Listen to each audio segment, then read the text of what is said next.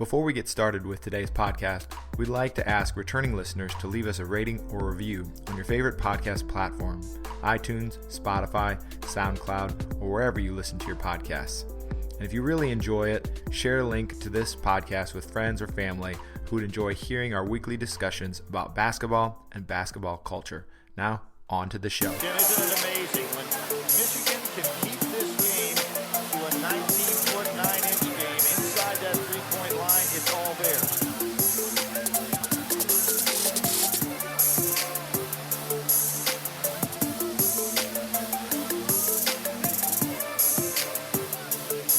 Nice move by Steve Fisher here. Bring it into the 19. Welcome to the 19-9 podcast. Tonight's episode is another in our series called Tales from the Bench. If you haven't listened to any yet, we have two previous episodes. Joining me on this episode is the Chucker, who also writes for 19-9 and whose writing is more than worthy of your time on the blog, and Jason Andreas, a Michigan State alum who's going to help us deep dive into some of Michigan State stories. Now to the Chucker to introduce Jason.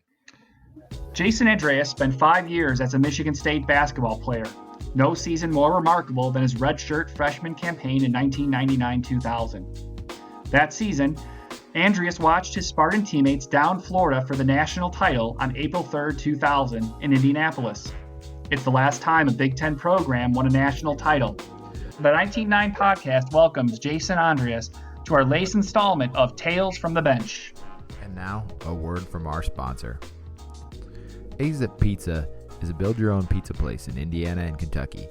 They have unique pizzas each month, like the White Lightning, an Alabama white barbecue pizza, and a ton of ingredients you can choose from to create something delicious on your own. Order online for curbside delivery at azippizza.com/order. Now, back to the show.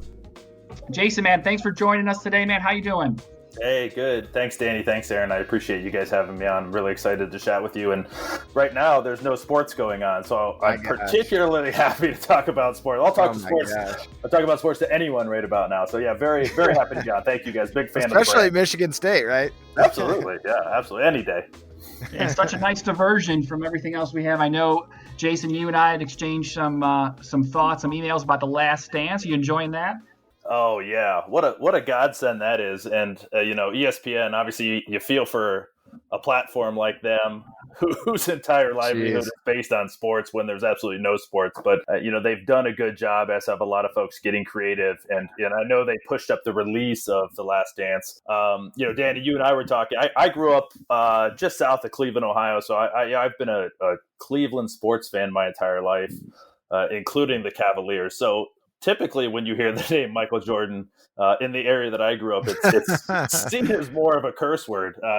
Kidding. Mostly for what he did to our boy Craig Elo. But also being a kid of the 80s and 90s, you couldn't help but love Michael Jordan. And I grew up a huge Michael Jordan fan myself. I love the days of MJ and Magic and Bird and all of those guys. So, yeah, it's just fantastic going behind the scenes and kind of hearing some of these stories. A lot of stuff, as much as you read about the Bulls and Michael Jordan and Scottie Pippen and Steve Kerr and all of those guys, I still feel like there's been a lot of stories on this particular documentary that I hadn't heard before in particular. So really great stuff and definitely helping fill that void we have in sports right now. No doubt. So where do you stand on the GOAT conversation? I mean, it seems like you might have to really consider it with being a Jordan and from that area. I would say he's in my top two. Very political answer. Yeah. It depends on the day of the week, I suppose.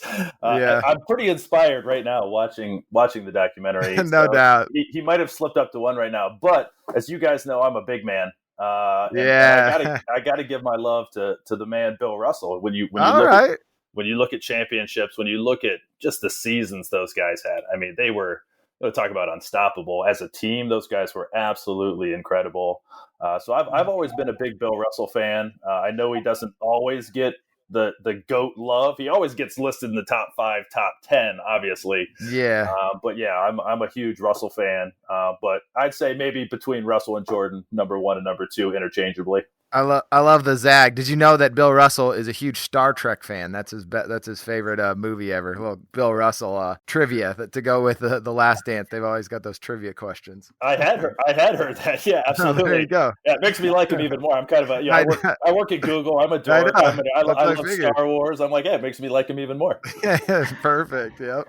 Well, it's funny, Jason, because 1909's Tales from the Bench is just like a notch below The Last Dance. So it is, yeah. Yeah, so absolutely.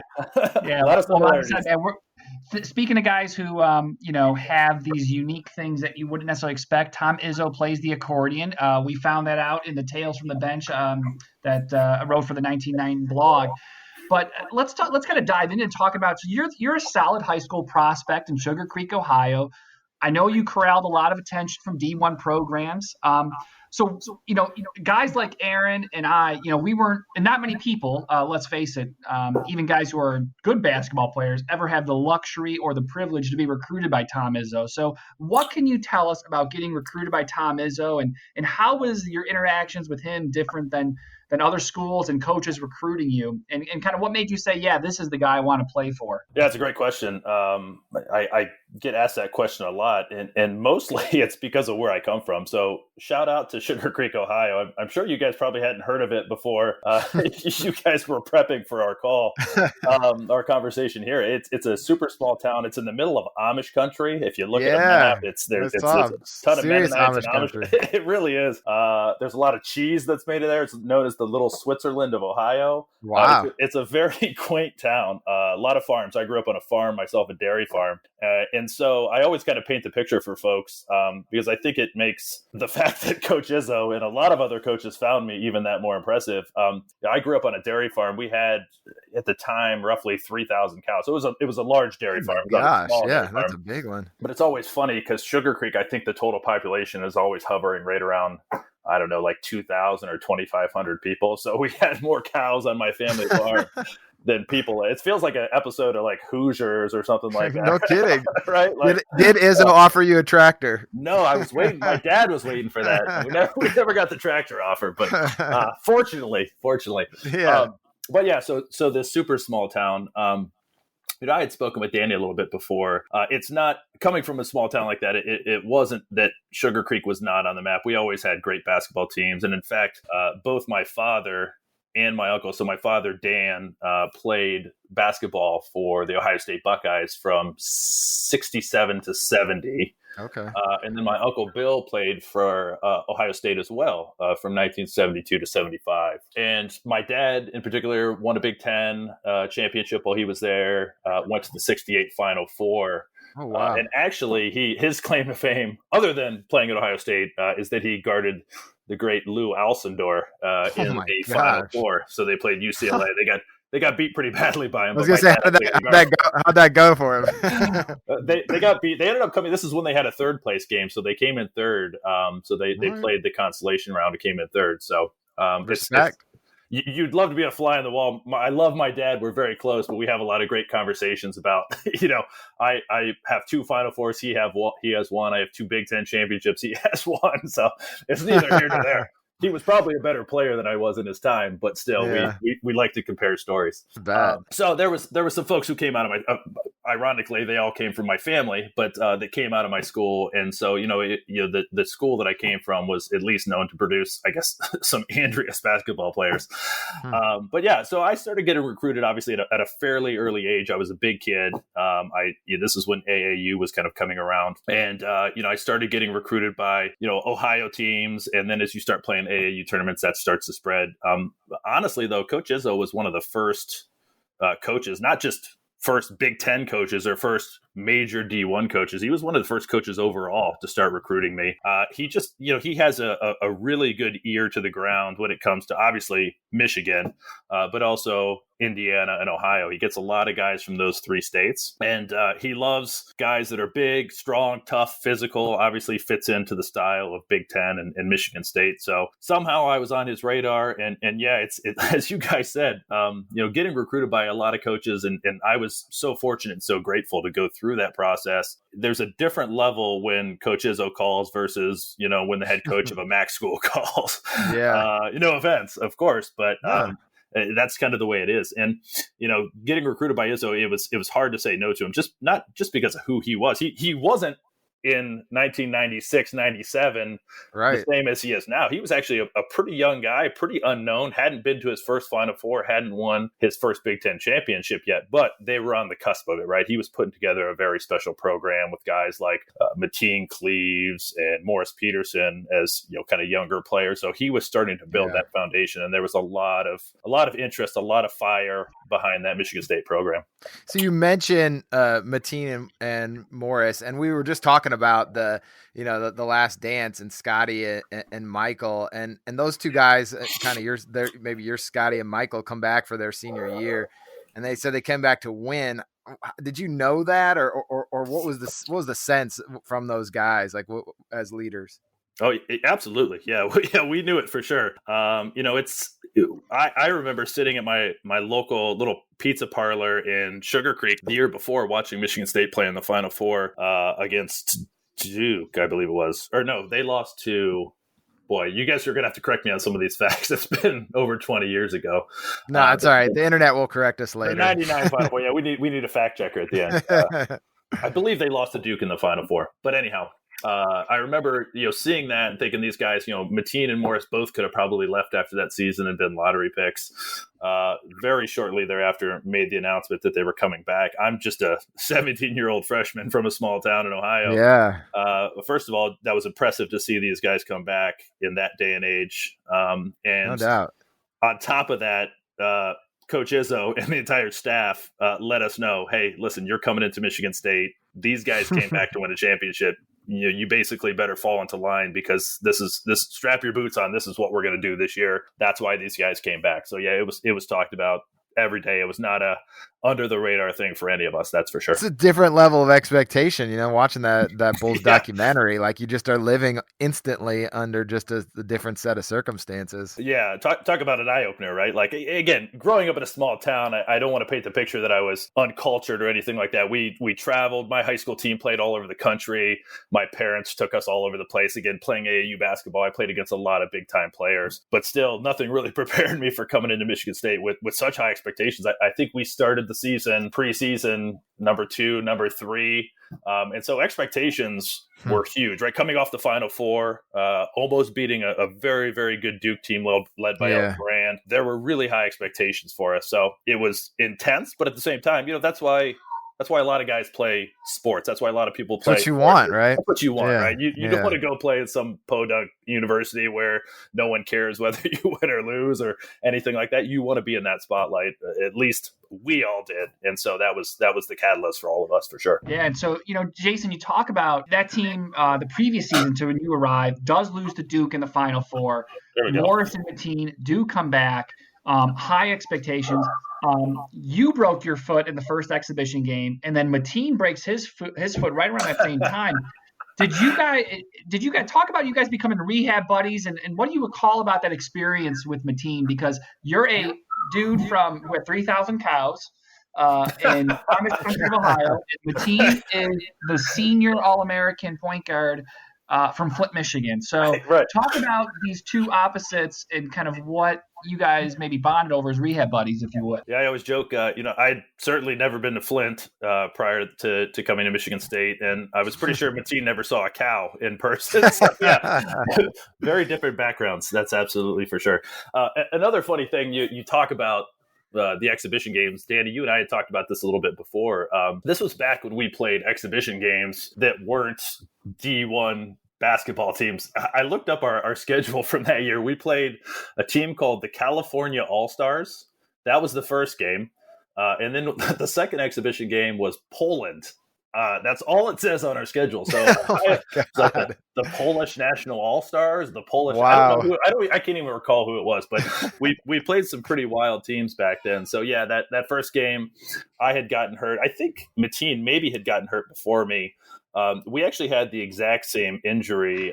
It was a stress fracture in our foot, each of our feet. And so, yeah, it was kind of a wild ride. Again, I'm a kind of a wide-eyed freshman from a small little country town, and Mateen's All-American, potential player of the year candidate. And, we came together pretty quickly. When you're both rehabbing the same injury, you're going through the same exercises. You're in the pool, you're doing running exercises, strength exercises, stretching exercises, all of those different things. And so we were basically put on the exact same schedule, the exact same regiment to come back. Now, we kind of laugh about this, right? Like, Mateen coming from Flint, me coming from, Sugar Creek, Ohio. And a lot of times you just kind of have this picture in your mind, but really it wasn't as funny as it might seem. Like, Mateen was such a great guy, such a great leader that, it wasn't like I was an inconvenience that I was there kind of getting in his way while he was trying to come back and win a national championship. He took me under his wing. He pushed me. I pushed him. I was just trying to survive, and it just became this really cool relationship where we would get to practice, stretch with the team. Then him and I would leave, go over to the rehab center while the rest of the guys practice. We'd come back halfway through practice and join the team. And we kind of developed a cool little relationship there that not a lot of people know about, to be honest with you. And during that time, Mateen actually gave me my nickname, which you guys were referencing shortly before we started chatting, which it should, if I could give you a guess right about now, I think you could probably guess why he named me Cowboy. I think I've got it. Yeah. So, at the time, I'll give you another tidbit. So at the time, too, it's not just the fact that I came from a farm, although that is most of it. But I was also a huge Kid Rock fan back then as well. And Devil Without a Cause had just come out, a fantastic album, and Cowboy was the song that was kind of hot back then. And I used to listen to that all the time. And so it kind of went hand in hand. So it was a little bit Kid Rock and very much the fact I grew up on a farm. Did you get him into listening to Kid Rock? That's the question. Or have battles over rehab music? Not a chance. No. I didn't even dare. No, it was whatever he wanted to listen to. I fell in line with that. That was that's a good freshman right there. No one who's in charge. I knew my spot. Yeah, absolutely. Kid Rock being a Michigan guy, did you ever cross paths with him then at Michigan State? Like, did he ever come into the locker room after a win or anything like that? I did actually, yeah. He's a pretty big Michigan State fan, a Michigan State basketball fan. He's actually sat courtside at a couple games. I think if you peruse Google, you can find some pictures of him with some state gear on. I actually didn't meet him in East Lansing, though. I met him at a Pistons game. I had the opportunity to chat with him, and he was a super, super nice guy. He actually knew who I was there with a couple of my former teammates, and he knew who we were, asked us a lot of great questions. So he was truly a Michigan State fan, not just for the cameras. He actually knew a lot about us, had some great questions for us. So yeah, he was a great guy. So one shining moment, my favorite song in March, missed it this year. But wanted to ask you, what do you recall about that night in Indianapolis after knocking off Florida for the national championship? That song, yeah, absolutely. It brings a tear to my eye every year. It's one of my favorite parts of March Madness, man. It really is. What do I remember about the night? Not much, to be honest with you. Now, don't take that the wrong way. We did have a good time, obviously, as everyone would if they were 18, 19, 20 years old and just won the national championship. No doubt. But it really was more of a blur than anything. The time that we spent in the locker room was some of the most precious time. I actually I took a bunch of pictures on, I think I had one of those disposable Kodak cameras. Oh God. I've got them actually. I sent them out to my teammates. We just had our 20-year anniversary, and I sent them, and I don't think anyone's seen those pictures, but there's a lot of really kind of intimate pictures of us holding the trophy, talking with press and stuff like that. We were probably in that locker room for at least 2 hours. Now, mind you, again, that game, I don't know what time that game tipped off specifically in the year 2000, but it's usually pretty late in the evening, right? On a Monday night. Yeah. We're probably in that locker room till at least 11 p.m., midnight. We did get a call from, at the time, President Bill Clinton. That was pretty cool. We did a lot of press. We went to a big pep rally for all the Spartan fans afterwards, where Spartan fans are a huge part of our program. So we went immediately there, spent about an hour with them. By the time we got back to our hotel and saw our families and friends and things like that, boy, it had to be well after midnight, 1 o'clock. And, we still kept going after that. But that was kind of the process for us. What I remember more so was actually the next day. You guys may have heard this story. Sometimes it gets circled around, but I remember we hopped on a plane the next day after we had done some morning press events, and we were flying back to East Lansing. It was like a 30-minute flight maybe, and Coach Izzo was up at the front of the plane. He was actually had a kind of a huddle going with all of our assistant coaches. And we were kind of giving them a hard time. Like, what are you guys doing? Like, let's celebrate the win. And they were honestly, no joke, they were already talking about summer workouts, Oh my recruits, getting guys ready. Hey, we got a week off. We're going to come back, hit the weight room. Wow. And we were giving them a hard time. We're like, come on, let your hair down a little bit. But now that I'm a little bit older and I look back, that's the perseverance and passion that Coach Izzo kind of has. A lot of people say, what makes the program so special? I mean, he was ready to go already that very next day. And I'm sure he, I don't want to paint the picture. He didn't enjoy the win, but he certainly was already thinking about what's next that very next day, which I always remember very keenly, and also kind of instilled kind of that work ethic in me as well. It's hard to not work hard for a coach who is that passionate about winning and preparation. Yeah, you still got that hunger too, right? Just got his first one. That just is, you want that same feeling again, I'm sure. And that's not changed. He's still that way to this day. That's amazing. He's got that hunger and he's got that passion. He's always the hardest worker in the room. And I saw that firsthand. That's just one example. That's probably the most surprising example. You think he'd at least take 48 hours. I think he took a solid 24 at least, maybe 12. Nice. Man, that's a special team, Jason, that 2000 Michigan State team. As I mentioned earlier, the last one the last Big Ten team to win a national title. And I think we'll talk about that in a moment. But when you think about that team, your redshirt freshman season there, 1999-2000, what really set that team apart? Yeah, that's a great question. You hear a lot of cliche answers anytime you talk about a team that's won a championship or had great success. Hard work, leadership, passion, skill, all of those things. I think with our team, with the 2000 Michigan State team, you could probably say a little bit of each of those. I would argue, and I think most of the guys on the team, we were definitely not the most skilled team. We had some really great players. We weren't as skilled as some of the other teams that we were going up against that year. In fairness, Jason Richardson was on your scout team, so exactly. Yeah. In the talent department. Easily the most athletic guy I've ever played with was playing like 7 minutes a game. He's underrated athletic too. That guy, wow. Unbelievable. Some of the most athletic stuff he did was actually in practice. You guys wouldn't believe. Really? Some of the things he did, the stuff in games was a portion of that in most cases. I would even say sometimes, it's debatable certainly, and I wouldn't hang my hat on either side, but I would even say that our team the next year, the 2000-2001 team, from a strict talent standpoint, was probably more talented, right? We brought in Zach Randolph as a freshman and Marcus Taylor as a freshman. And then all of those guys got a year older. Of course, we lost AJ Granger and Brandon Smith and Mateen Cleaves and Morris Peterson, obviously huge losses.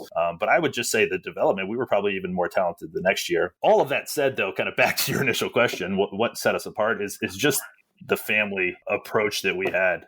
Again, I hope that's not too cliche, but I'll try and give you a couple examples to hopefully kind of illustrate that a little bit. There was no individualism on that team, and there certainly could have been, as you guys were just mentioning. I mean, Mateen could have been, big-headed, all-American, very selfish, very focused on just what he wanted to accomplish. Same with Morris Peterson, same with some of the other guys as well. Same with a guy like Jason Richardson, as you guys mentioned. Yeah. A guy who had kind of the world ahead of him. But, everyone just really kind of fell in line. It was all about kind of having each other's back. It was more important that we were playing for Michigan State versus, who we were on the back of our jerseys, right? Who our names were. It was, we all cared so much for each other. We did everything together. We practiced together. We ate together. We studied together. We went out together. We partied together. We did everything together. And a lot of that stems back to the leadership of the team. And obviously when you think of leadership of that team, you think of Mateen. So, a lot of people say, how was Mateen such a good leader? He just really just kind of personally willed us to do everything together. And it truly felt natural at the same time. One of the best nicknames for a team too, with the Flintstones there. Did you guys get honorary memberships on that one?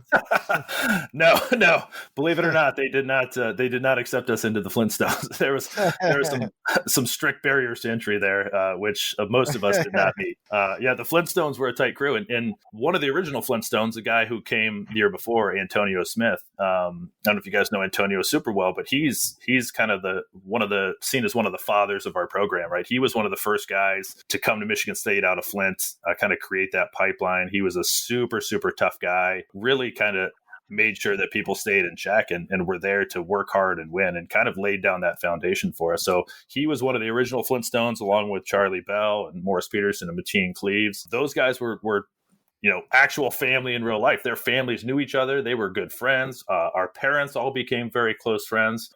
I was mentioning this to Danny on a previous call. Even to this day, we have 2 kind of get-togethers or reunions each year. We usually do one for a fall basketball game. A fall football game. And then we usually do one in January, February for a basketball game. And in most of those, they're organized by us as players. Obviously, Coach Izzo and the staff support us and take care of us when we're there. But in most of those, our families come with us too. Like, not just direct families. My mom and dad usually will come up from Ohio because they're very close with a lot of the guys that I played with, moms and dads. I give bigger hugs to my buddies' parents than I do to them. It's kind of freaky how close our families have become, and this kind of theme of family across the board. And anytime you talk to any guy who's played, not just on this 1999-2000 national championship team, but in more recent years, when they talk about what's special about Michigan State, I would say, if not the first, the very second thing out of their mouth is always family. And it's really breathed, eaten, lived as a program. That's cool. And, that's reflected in results, Jason. There's numerous Final Fours for Michigan State, championship game appearances since that 2000 victory. But, it's interesting because you're a kid who obviously played 5 years at Michigan State. You grew up in Big Ten country, the son of an Ohio State basketball player. It's been 20 years since that title, and it's the Big Ten's last national title. Having spent 5 years in the conference yourself, having grown up in Big Ten country, is that surprising to you? Yeah, absolutely. When you kind of went through the introduction, when you were so graciously kind of introducing me, you mentioned the 2000 team was the last team to win a national title. I know that's true, but it's almost like it just doesn't sound right when you hear it said aloud. Every time I hear it, I'm like, how's that possible? It's wild. And we've had some great teams. I remember the Indiana team of the early 2000s that went to the national championship game, Wisconsin a couple years ago, Michigan a couple years ago.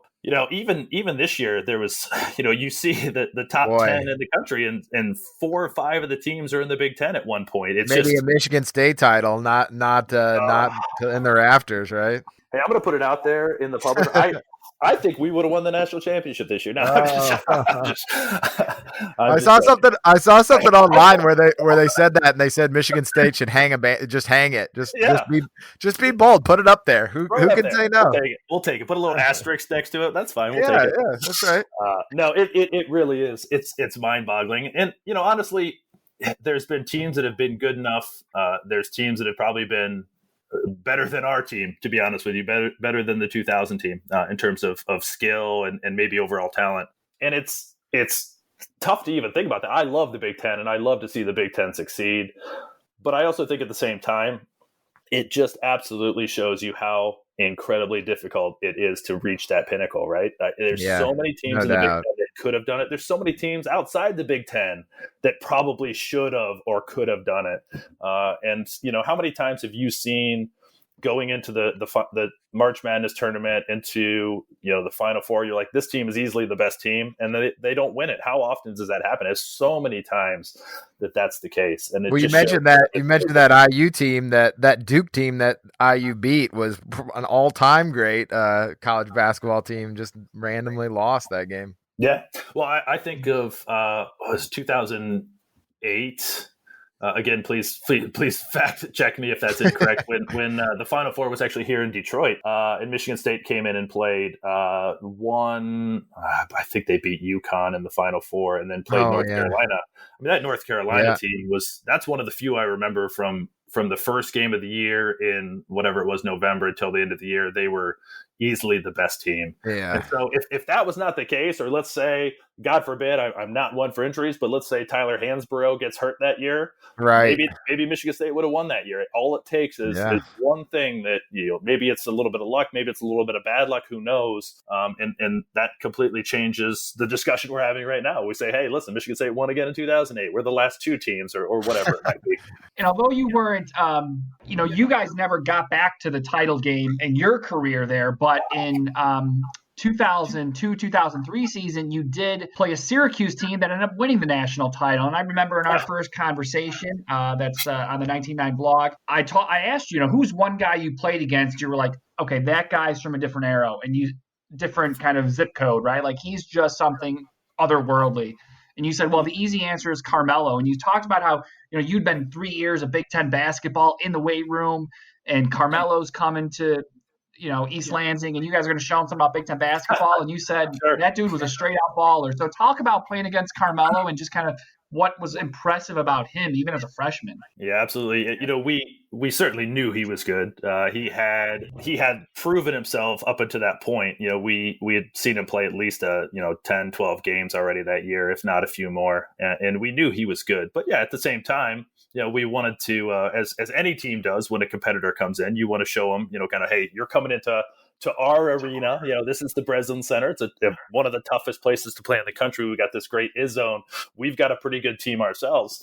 And we were obviously very fully prepared. But I think more than anything, he surprised, I think, everyone in that arena. I think fans, I think we were surprised by just how good he was. And all of that said, they ended up winning the game by 2 or 4 points, I think, in the end. My teammate, Chris Hill, set a record. I think he hit 10 threes that game or something of that nature. It was an incredibly entertaining, incredibly competitive game, and it could have gone anyway at the end. But you just knew when you're playing against a guy like that. We did our very best to stop him, but at the same time, you almost have to say this guy's going to score his points. Let's just make sure we're stopping everyone else on the team from scoring. And so that was kind of our game plan. We said, okay, Carmelo's going to score his 20 points. I think he scored 30. I don't know exactly what it was, but somewhere in that range. Let's stop guys like Hakeem Warwick and Jerry McNamara and make sure those guys aren't scoring, their averages. And in that case, we have a chance to win. Unfortunately, it didn't quite go that way. But yeah, he was absolutely a physical specimen. He had the basketball IQ at, I don't know, whatever he was at the time, 18 years old, probably 18, 19 years old. And yeah, he was just, you could tell the minute we saw him warming up that he was going to be an exceptional one. That's for sure. Jason, I'm curious about we talked about Carmelo being this guy you saw and you're like, all right, this guy's otherworldly. Kevin Love once said that Jared Bayless was the guy he was most surprised didn't end up making it bigger in the NBA. Curious about who was the one guy that you were kind of surprised maybe didn't make it bigger based on the talent you saw from him when you played against him or saw him firsthand? Oh, that's a good question. Boy, there was a lot of them that that you'd play against. You're like, this guy, man, he's got that next level of skill, right? He's got that extra talent. I would almost probably take that internal to the Michigan State squad. Even though he had a great career, Charlie Bell. He's probably, if you had to strip it down to raw talent and skill, boy, he's at the very top of that list. Even to this day, we still, a couple guys here in this area that still live in the Detroit area, we'll get together and play basketball maybe once every 2 or 3 months. And he lives in the area still. He'll come back, and I swear he could give most 18, 19-year-old D1 kids a run for their money at his age, and he's probably 41, 42. I mean, his shot has not skipped a beat. His athleticism, his quickness, his footwork is absolutely phenomenal. He probably would have shot more threes now, too. He would have been launching them, right? I was just going to say that. That's a fantastic point, because the way that the game has developed to where it is now, I think he could be. I'm not saying he's a Steph Curry by any means. Obviously, Steph, I respect the heck out of him. Yeah. He's on another level, but he's that type of player. Charlie can pull up from anywhere on the court. He's not incredibly strong. He's not incredibly tall, but he is so darn skilled and has such a pure shot. He could have had a 15, 20-year NBA career if the timing maybe had just been a little bit better, or the game had developed a little bit more to where it is now versus where it was in 2002. Got stuck maybe in that mindset where teams were, you got to be a point guard, shooting guard, and you have to be at this height or, to play this position. And yeah, sometimes it's just too soon in the development of the game. Absolutely. Yep. It just kind of got passed up. And again, don't get me wrong. Charlie he played in the NBA for a couple of years. Yeah. Had a very good career, but I think did he play for the Bulls? He was with the Bucks most of the time. I think. Yeah, that's what it was. Yep. Yeah, Bucks. So I think he averaged maybe 10 points a game one season. So he had he was ability to legit. play, Yeah. Oh yeah. But just never quite found that exact right spot. Where I think he absolutely had that skill set where he could have been a long-term NBA player. We'll keep it internal. I want to hear a little bit more about Adam Ballinger. He's done some work for 19.9, doing some caricature shirts. We need a Flintstone shirt here after saying that. I can't believe or maybe he's got one and I just haven't seen it yet. But give us some dirt on the guy known as Balls. Balls. He's one of my favorite teammates. Yeah. Listen, I've been on Balls for at least 3 years now to do a Michigan State one. I want him to do like a kind of almost like a panorama view of our 2000 team. Yeah.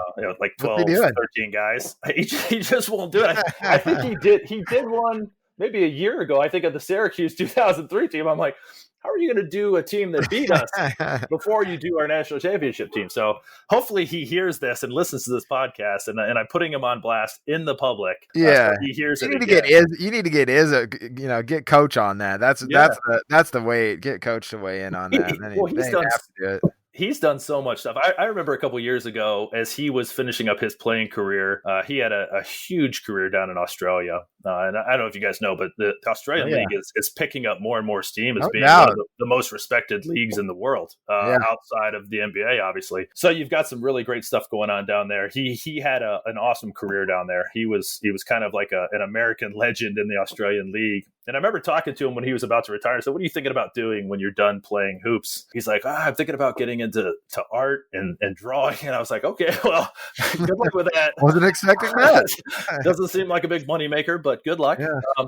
That said, Adam's always been incredibly artistic. He comes from a super artistic family. His mom was an art teacher. His brothers are super artistic too. I remember I used to give Balls a lot of heck when we were at Michigan State. A lot of times we'd have kids come through or we'd sign autographs, and a lot of times we'd just kind of sit in the line and they'd bring posters or balls down through, and Balls would always hold up the line, because where most of us would just scribble a quick signature, as we were taught to do, he would take like 60 seconds and he drew it really thick, really nice curves, little accents to his signature. So he's always had like this artistic little flair to him. Yeah. Even when he's signing his signature. So it's always been, and obviously he's been super successful. You see his stuff all over this Sports Illustrated. He did drawings that made it to Michigan State for March Madness a couple years ago, where all the guys came out in their own T-shirts with their images on them. And he's done some really great things. He's actually done a few pictures for me, not the one I asked for him to do of the whole team, but he's done some for me. I got him hanging here in my office right now. That's cool. But yeah, incredibly taneed from an artistic standpoint. I don't know if you know this about Adam too, but he's a big heavy metal guy. Which is funny. Did not know that. So you guys are kid rocking it, right? He loves Kid Rock. Yeah, he loves Kid Rock. But I'm not talking about Kid Rock. Kid Rock, right. That's mellow. That's mellow. Yeah, that's mellow. He's heavy metal. I'm talking about like Slipknot. So he's listening to that while he's drawing? That seems intense. That isn't. I don't know. You think he'd listen to something a little bit lighter because it's right? His drawing's so delicate. It's not aggressive. But we'll have to check with him on that. We're gonna have to find that out. Well, we were talking about this earlier with me and Mateen rehabbing. But as you guys probably know, the stereo system in any sports locker room is sacred territory. And I remember one time he tried to get the team to listen to, I think it was Korn. Oh my God. Or something like that. And I think it lasted maybe 20 seconds. And I think he got banned from ever playing any music ever again on the stereo system after that. Even if he's walking over there. yeah. No, you got a sign on it. No Adam Ballinger allowed. So, right. But Adam's one of the best guys. Yeah, and his artwork has been absolutely fantastic. So and I love the stuff he's done with you guys as well. It looks fantastic. One of the things that when I think about Michigan State, they have this like workman-like attitude. What would you say the balance is between like the players and the coach, and specifically Coach Izzo, kind of generating that style? Oh, yeah, that's a good question too. Boy, I we're full of them here, man. What's we're full of good questions here. Yeah, I love this. I would honestly say it's a little bit of both. Certainly Coach Izzo is the head of the program, and as we've discussed a little bit already, and as has been written about year after year after year. I mean, he's an incredibly intense guy. He's incredibly passionate about winning. He's a hard worker. He's always had kind of the underdog mentality. It used to work really well when Michigan State was truly the underdog. It doesn't work as well now when they're preseason perennial, every other year. But the reason that there's still maintenance there is that even with the continued success over the past 20 years of the Michigan State basketball team, he still has that same mentality. He still, even if they're ranked preseason number 1, that's not good enough. Even if you beat Duke by 15 points, he's happy for about 10 minutes, and then it's on to the next. He's on the plane. He's on the plane. Drawing it up the day after the national championship. God. So certainly, and he's the hardest worker too. I mean, he's in the office at 6, 7 in the morning. He's watching film. He's there some nights till midnight, 2 in the morning. He is an incredibly hard worker, and he surrounds himself with a lot of folks who do the same thing and have the same mentality. His coaching staff, his assistant coaches, his grad assistants, the managers, the student managers on the team, they all kind of know what they're getting into, and they all are incredibly hard workers too. And then obviously the players that he recruits too. He especially back when I was playing, he would come after guys like me. Again, as we mentioned at the beginning of the podcast, I was not a top 15 or 20 player. I think I was somewhere at 150 or something like that. Yeah. Culture builder though. Exactly. Well, he came to me and said, I want you to rebound, play defense, set screens, take charges, dive on the floor. And I said, hey, sure, I'll do that. That sounds fantastic. So he found guys who maybe weren't always the perennial All-Americans, top 10 in their class, and guys who maybe were hungry to prove that they were better than maybe this quote unquote ranking that they had or whatever it might be. So he's always kind of approached it that way, and he still does to this day, despite the fact he gets a lot more McDonald's All-Americans now, but he still instills kind of that work ethic in them. But they also bring that to the table too, just based on either their background or their family makeup or where they come from or where they're raised.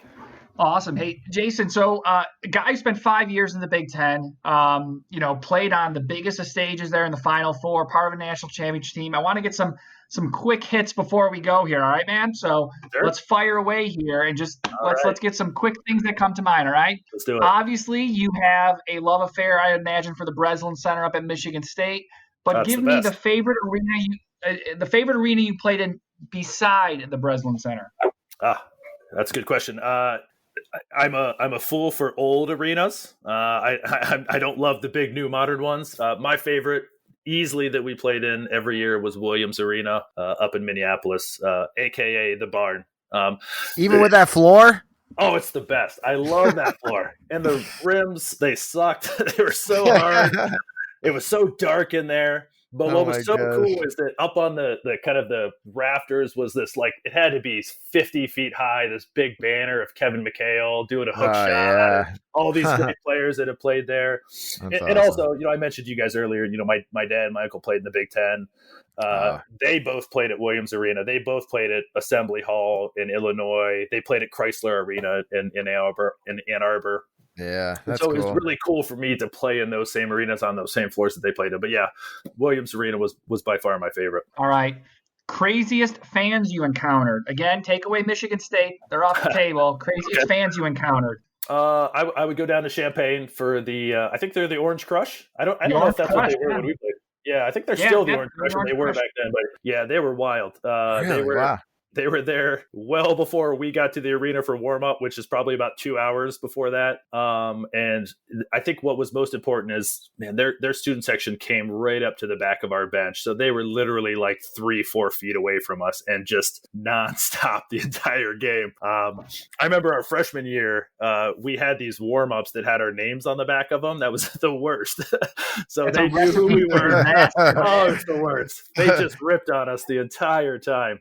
Definitely getting Andreas, not Andreas, on that, and many worse things. And they did their homework too. They knew everything. They knew who we dated in high school. Oh my gosh! Good Lord, they had everything back then. So yeah, they were super tough to play against. I never played at Cameron. I never played at some of the, I played at Kansas. They were crazy. But again, just the repetitiveness of going in and playing Illinois each year in Champaign, I think that's what put it over the top for me. All right. So in fairness, I hate the cliche answer of every game is the same. So tell me a team, come on, man, a team you really got up for playing and wanted to beat more than anyone else on the schedule. Well, I'll tell you two things. So not every game is the same. I would not say that in any way, shape, or form. Maybe Izzo would. Maybe. I think a coach wants you to think that, but that's definitely not the case. Easy answer. Not Poland, right?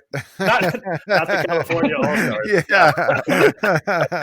The easy answer is Michigan, man. There's no love lost, and that's what makes college great, though. College sports great is the rivalries, man. Absolutely. As you know, again, we've talked about this many times. Growing up in Ohio, having parents, my mom went to Ohio State as well. My dad, my uncle, I grew up not being the biggest fan of the Michigan Wolverines, then going to East Lansing, where they're another huge rival. There was always a little extra pep in our step when we were prepping for Michigan. We really, really wanted to beat them. And Coach Izzo was always about 10 times more intense the week we were playing Michigan than he was for any other game. So, yeah, even he would say, I think he gets up a little bit more for Michigan. We did beat them my freshman year. We beat them, I think it was like 114-62, I think. Easily the best game I ever played, and that was fantastic. So it's always good to take your rivalry down like that. And then sticking in the Big Ten, who do you kind of look at? And, obviously the Big Ten's changed construction a bit since you left in 2000. You graduated 2004. Most underrated, overlooked program in the Big Ten in your estimation. And this could be even when you played to the modern day, because I know you've stayed a fan and stayed in touch with Michigan State and certainly a fan of college basketball. But most underrated, overlooked program in the Big Ten, what comes to mind there? Yeah, I think it's probably still the same, in my opinion, now as it was when I played. It's Northwestern. That was always a really tough game to go play for a couple of reasons. Super small arena, very intimate. They always had pretty loud fans. We always had a lot of fans there, too. I'd say at least 50% of the fans were Michigan State fans. Definitely in Chicago, yeah. Yeah, exactly. But, it was tough. You're used to playing in these big arenas, and then you're basically playing in a large high school arena. Yeah. Again, this isn't going to play Wisconsin on national TV. A lot of times, this is before the Big Ten Network. It might have been on a local station, right? So it's not, you don't have the lights of the cameras and all of those things. So maybe a little bit harder to get up for. But most importantly, Northwestern was always a really good team. They always had a ton of European players who, while we in the Big Ten in the late 90s, early 2000s were used to big physical basketball, these guys were playing basketball in the quote-unquote European style, which is basically what it is now. That's what basketball is now. It's what the NBA is now. So these guys were shooting threes, running backdoor cuts, running a constant motion offense. They were so skilled and so hard to guard. It was always a challenge. Now, we usually were able to come out of there with a win, but, man, there was a lot of times where it was closer than it should have been. There's a lot of times we lost to them, too. Yeah. I'm not going to lie. I thought you were going to say Wisconsin. So it's interesting you say Northwestern. And sneaky fact, the renovation of Wells Bryan Arena up there on the Evanston campus, really, really nice. They've done a nice job with it. And amazing what one Big Ten tournament will get you. Yeah. All those donors Jason, open their pockets. No doubt.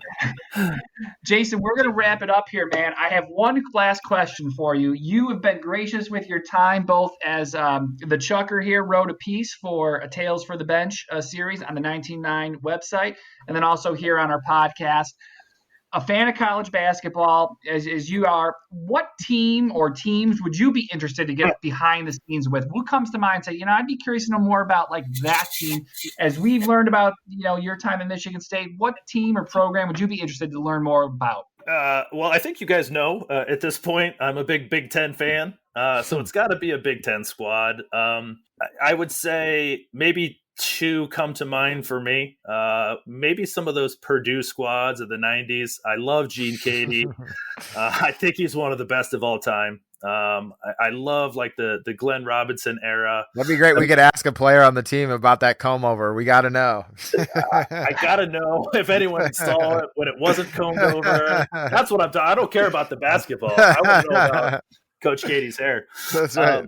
No, I'd love to learn more about those teams. They were such a physical, aggressive, impressive team. I'd like to see something around them. And again, I'm a big Ohio State fan as well. One of my favorite teams growing up was the early 90s squads that had guys like Jim Jackson, Lawrence Funderburk, Chris Gent. I'd love to maybe see something around those early 90s Ohio State squads that always were battling with the Michigan Wolverines during those years. Well, man, that's a great answer, and the Chucker, I'm sure, is going to get right on it. Those are good ones to follow up on. But I just want to thank both of you guys for coming on tonight, sharing your time with us, talking hoops. I know this makes me a lot happier with everything that's going on in the world. To forget about it and just talk about college hoops for a bit is a super great opportunity. So I just appreciate it, both of you. Yeah, and thank you to you guys as well. It was an absolute pleasure to be on. I couldn't agree more. Talking about sports is a great kind of distraction right now from everything going on. And, again, always happy to talk with you guys. Love what you guys are doing and keep up the great work. Well, stay safe out there. All right. Thanks, cool. guys. If only Cheers. we had Coach Izzo's accordion playing to play us out. I love it. Oh my gosh. I'll find a clip somewhere and put it in here. It's That's right. It's out there. I might be good in pressure in March, but I'm really awful in December.